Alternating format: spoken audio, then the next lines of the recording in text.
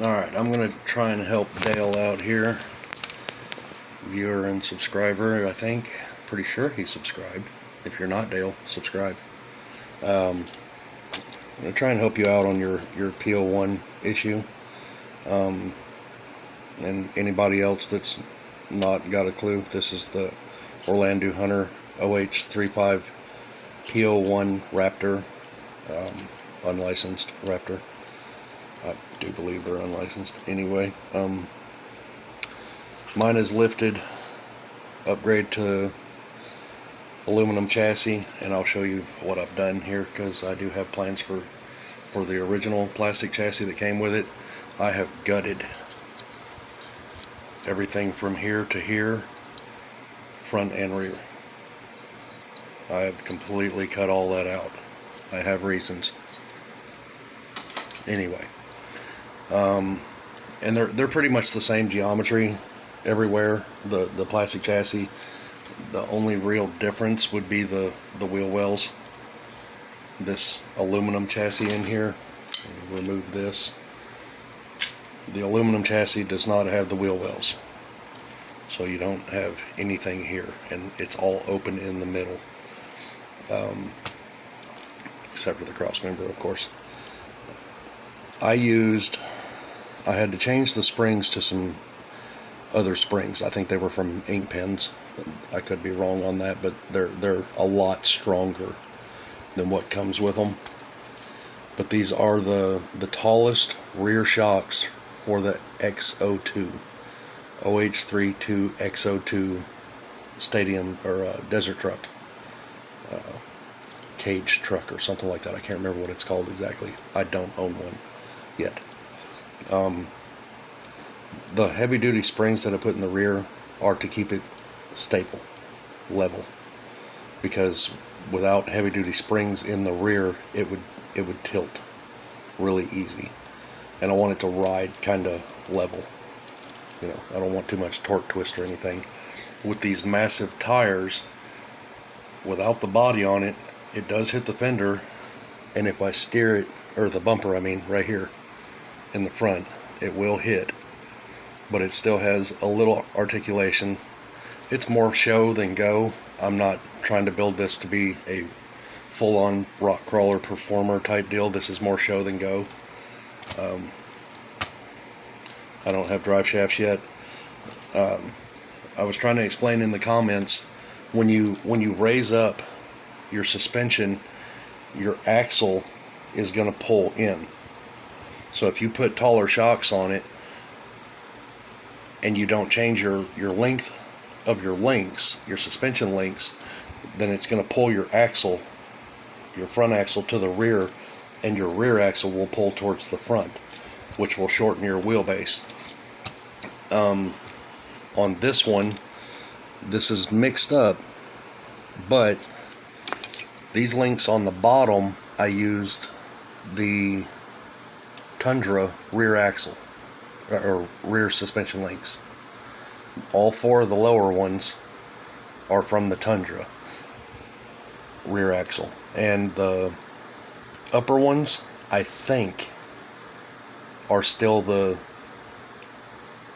RAPTOR, the OH35P01 links, but they're the ones that were originally on the bottom. I just moved them up to the top and then put the longer ones from the P02 Tundra here, and that pushed it out just about perfect where I needed it. Let me knock this little plate out that I made and get this to snap back together. Of course it's going to give me issues. I'll set it on here. There is no, it does scrub if I'm driving this over rocks and stuff. These tires are going to hit the wheel wells, but I don't want to cut these out massively like they would need for this tire and wheel. Like I said, I don't really plan on driving this outside on rocks and stuff. This is more for show and go. Show than go. The rear definitely going to hit back here. Doesn't hit here, but will hit the rear. So front, it'll hit both sides while steering, if it's raised. So, and the only way I could resolve that is to just cut out everything here, front and rear. And I really don't want to cut up the body like that. I did sand out quite a bit through the inside of the wheel wells, and you can see, I'm off camera, I'm sorry. You can see right here, still off camera, and get this to focus good. It's going to focus on the wheel instead of the bumper. I cut the bumper right here. I just cut in there just enough to kind of line it up here. It's off just a millimeter, half a millimeter maybe, but good enough for me. I also cut out the back side on the inside here. You know, I'll take that off real quick and show what I did. And if you didn't know, I broke my clip off and put magnets in. There's a magnet there, and I used JB Quick. There's a magnet here. Oh, and be careful, knock my phone down. Not to knock my phone down. If I take the body off, it's easier to show it. But the taller shocks, the taller dual rate shocks from the back of the X02 lift this thing up crazy high. I could put on the 33 millimeter tires and show the amount. I do have a set of 33s. Maybe I won't run out of space. Give me a minute and I will pop off 2 of them and show the amount of lift, because these tires won't be in the way so much. It doesn't really matter what direction they're facing. This is just for a visual. Lock nut.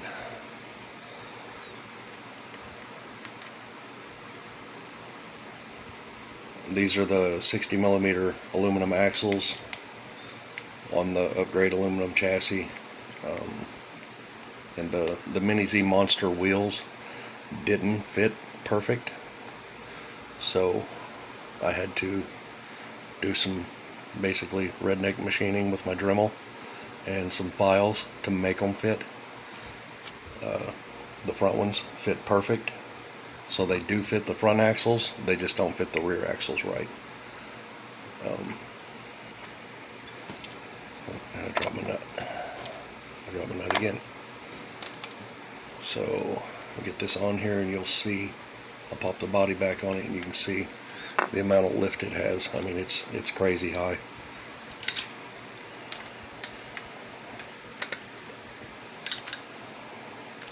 Alright, now that is how high it sits with the tallest Orlando shocks from the X02. And if I push this up, it's still going to scrub. If it's articulating to one side, it's still going to scrub. So, and these, like I said, these are the 60, my shock came off on the other side, the 60 millimeter axles, and it doesn't matter what lengths you put, you're going to always have to adjust it to get it right.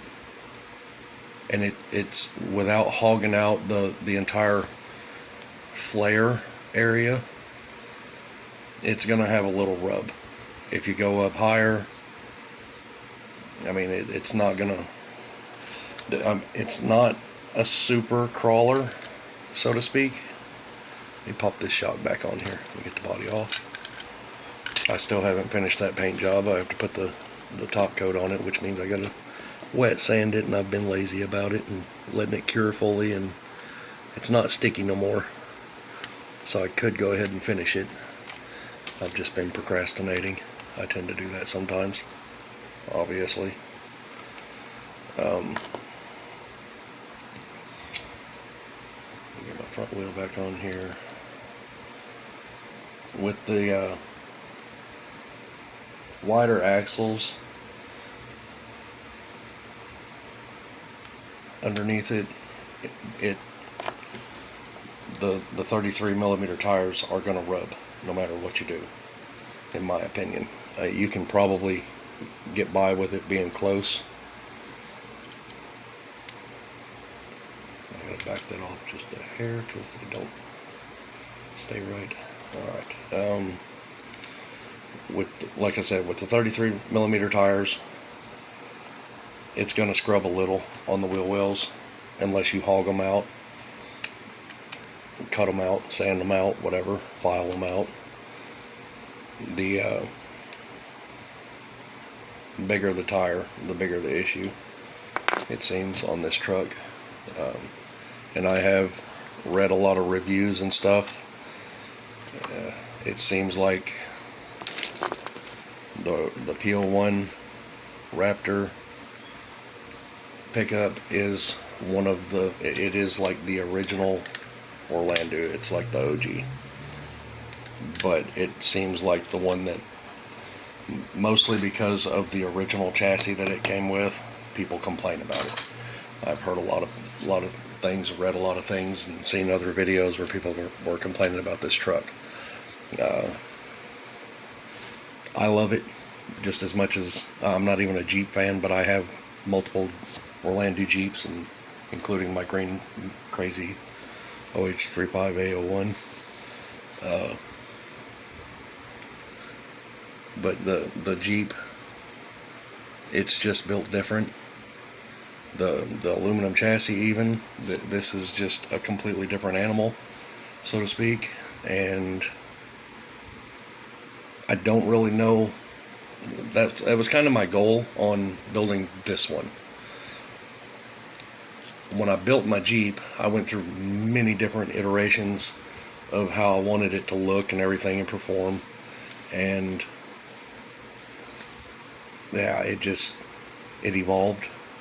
And now the Jeep is a 10-link dual panhard front and rear, 60 millimeter aluminum axles, the same as this, except they're not the painted ones, or anodized or powder coated, whatever.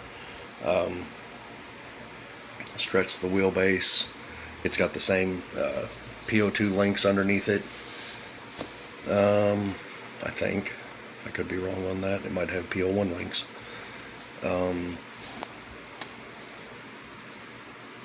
But the Jeep performed really well with the stretched wheelbase. I didn't have to do the panhard bars in the front and rear. It was more along the let's see what I can do type deal. And I went kind of overboard with it and made my own aluminum pieces, bracketry and everything. And that's kind of what I thought with this. Let's see what I can do with it. Let's see how far I can take the P01 Raptor, just to see, can I build a monster truck with that stock chassis. And well, I got it that far, and that's where I've stopped because other reasons. But I mean, it will articulate some, as long as I'm not pushing it too hard. It won't hit the wheel wells. This is how high it can be without touching there. So I'll turn it around and I'll lift that same tire and we'll see what we have on this side. Right away, it hit. So it's gonna always have issues unless you go up higher or cut things out, depending on the size of the tire. I just realized I messed my paint up right there. Dang it. I gotta paint that black anyway. I didn't really have to do much to the body on the rear to get that tire to fit. It was more the shocks were the issue. And I'll move this out of the way and get a different one. Let's see, those are the single shocks, and we'll go with the Jeep, the green Jeep. These are the dual rate shocks, but I've removed the upper spring and put a taller spring in it. So now this Jeep is, like I said, it's a performer. This thing It will articulate. It flexes. I just need a new servo for it, and I'll be back to bashing this thing. That's 3 tires touching. It's 2 inches off the table, close to, I think. Oh, the alien fell off. If you're wanting to do, let's put it in the wrong spot. There we go, knocking everything over. If you're wanting to do a suspension that it's not lifted too high, but you still want clearance, or you still want the ability of the articulation for crawling, you can use the dual rate shocks like are on my green Jeep. Let me get my other truck here. Actually, you know what? No. This one's got the dual rate shocks on it. And it has crazy flex too, because of the angles that I built this. If you look, the angles of the shocks, even with the extra strong blue springs that I put in here, this truck is going to out-articulate any of the ones I have. I already know. It's got crazy articulation because of the way I've done this. But this is not Orlando. That's a piece I made myself. So, but now what I was trying to explain, I know I just kind of went back on that. If you remove this upper spring on the dual rate shocks and put the shock together without it, leaving the short shocks, you'll have axle drop when you go over rocks or sticks or whatever, meaning the axle will extend past that. I have that done on my Duroc. I have dual rate shocks, and that's fully extended. Let me get it to focus. When it's collapsed, sitting on the spring,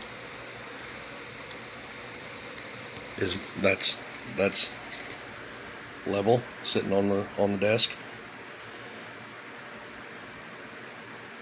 That would be with them fully extended. So when I go over things, the tire drops, and that gets it traction where it needs to go. So you can remove the upper spring out of these shocks and put them on it. It'll still give you your normal ride height, a little over, I think. It depends on how much you stretch your spring, because you can stretch the bottom spring to make it a little longer to fill that gap some, but then if you fill it completely, you're taking away your axle drop and just lifting it up. With the axle drop though, it helps it in my opinion quite a bit. And that's the only one right now that I have set up that way, is my Duroc, and that thing it goes over everything over here except those bits. I can bash everything on my desk with it. And that's I plan on doing that with my Gammy, doing the shock or spring removal and setting it up like the Duroc. I just haven't got around to replacing everything that is broken, all these servos that I burned out, that I stripped gears in. If you get the taller shocks for the X02 and put them in the Raptor without the upper spring, that would give you significant lift and still give you drop. And that might actually, with the 33mm tires, that might be what you're looking for. I haven't tried that, but that might actually would work, because that would set the truck lower. That would set it quite a bit lower, removing that upper spring front and rear with the really tall shocks. I bet that would work, Dale. I bet that would. And you could still run those 33s or even the 36s, possibly. The GK36s. And those are some fat tires. They're wide. I dropped my phone, Dale. Anyway, the 36s are pretty fat compared to the 33s. I know I just flipped the camera on you, but didn't mean to drop it. It's not wanting to focus. Oh well. Yeah. I don't know if I helped you, but I think I've explained just about everything I can think of. The links need to be longer the higher you go. The drive shafts need to be longer the higher you go. So, and tire clearance, remove some material out of your wheel wells.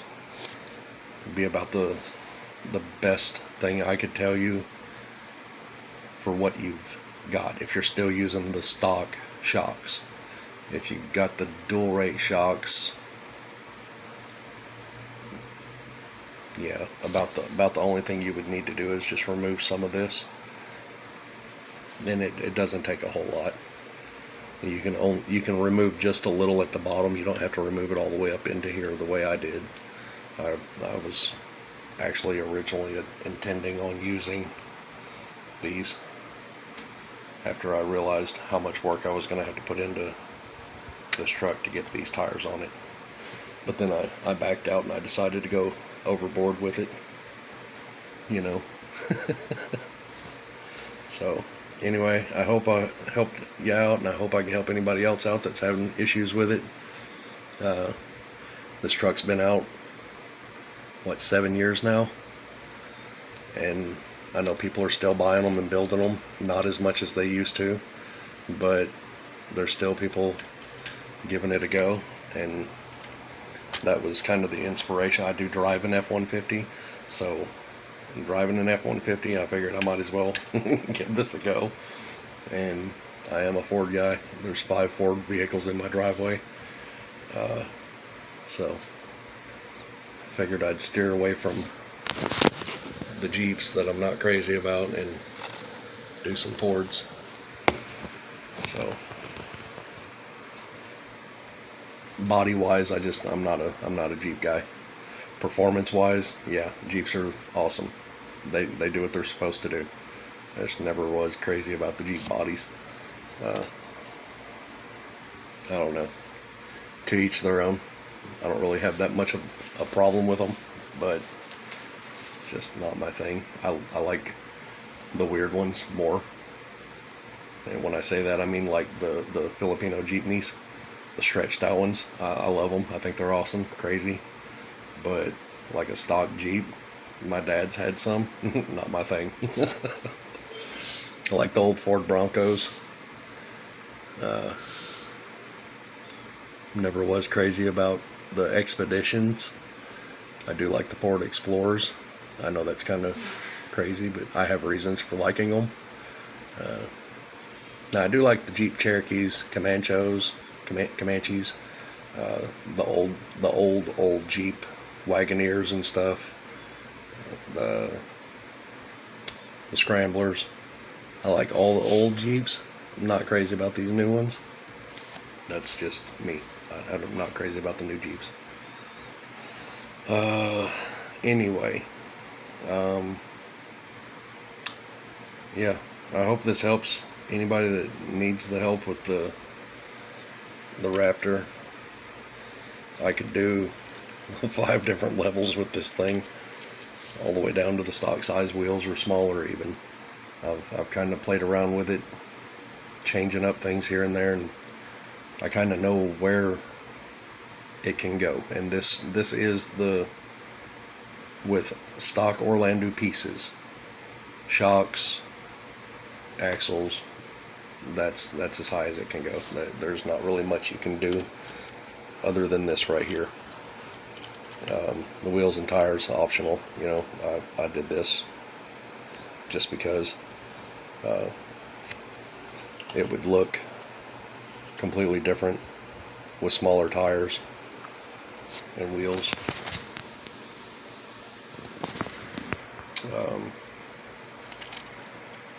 Just the amount of the clearance isn't really significant. It's one finger of clearance underneath the chunk in the axle. So I mean, these tires are just, it's more for looks. But it's up there. It's as tall as my F100 is supposed to be. So they are setting level. And my green truck back there is actually a little lower at roof height than both of these, but the roof rack is up a little higher than both of these trucks. So, which is kind of crazy how much articulation that truck has. So I've got to hurry up and get that one going. And my tow truck's kind of just, it's a character all on its own. But yeah, I sit and I look at these trucks and I think about it constantly, trying to figure out which way to go with them. And I can see all my fingerprints all over this and how it's dulled down the paint. I'm going to have to wash it good and wet sand it before I do that top coat. But yeah, shocks, we have a lot of different options now, and drive shafts, there's been tons of options. I still haven't got the black and red fine drive shafts, which I plan to get for this. Be the first set I buy, most likely will be for this truck, because I'm trying to color match everything on there black and red. So get that going. I need to get a servo for it and get electronics. I know I say this all the time, but I have other things going too. So, and coming very soon, very soon, will be some other videos, which is why everything's kind of pushed back, lined up. I've got all these chassis that I was working on stacked because I cleaned out space right here. It's empty. I cleaned out space for a tiny 4x4 project coming. So I've got my little pile of screws, which I do have a magnetic bowl with a bunch of screws in it too, but I keep it out of the way. I do plan on cleaning up this desk quite a bit more before the tiny 4x4 project gets here.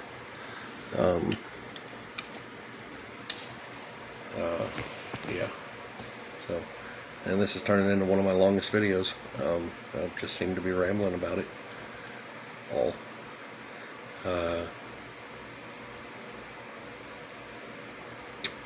Not a sponsored builder, not a sponsored channel. Done all this out of pocket. Tiny 4x4 is giving me an opportunity to do a pre-order, pre-release test and I guess review on something new that he's coming out with that WID designed and worked with Don from Tiny 4x4 to get it into kit form, I guess. And yeah, I'll do a somewhat unboxing and basically give it away, show what we're talking about here. I'm not giving it away.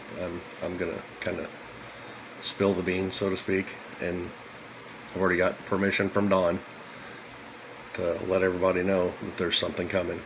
He's almost ready to release it soon. And he's been overwhelmed with other things, and I completely understand. So he did just like I do. It's all sitting on the back burner until it's time. So I've pushed my boats back because I couldn't find electronics small enough to fit in these things. I don't know why I made them. Testing myself, I guess. I don't know. Anyway, I'm going to shut up because this is a 30-minute video. Y'all get ready. Be prepared. Tiny 4x4 is coming out with something new. I am not going to give any hints other than they're coming out with something new. Don's already showed it before. It's been a while. So there's been some clues, hints put out here and there, but just be ready, because it's going to be pretty awesome. So anyway, thanks for the viewers, subscribers, all the thumbs ups, which, you know, hey guys, hit the thumbs up, it helps. It's not putting nothing in my pocket. I don't get paid from YouTube. I don't get paid by any sponsors, nothing.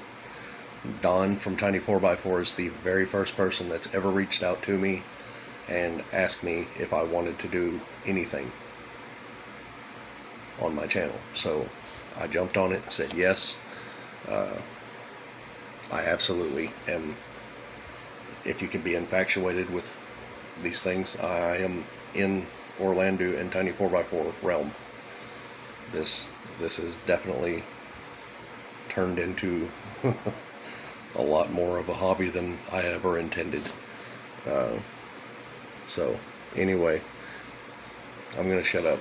I'm already, oh crap, 31 minutes and 11 seconds. Oh, the rambling. Anyway, time for me to shut up and go to sleep. Y'all have a good day, good night, wherever you're at. Keep coming back.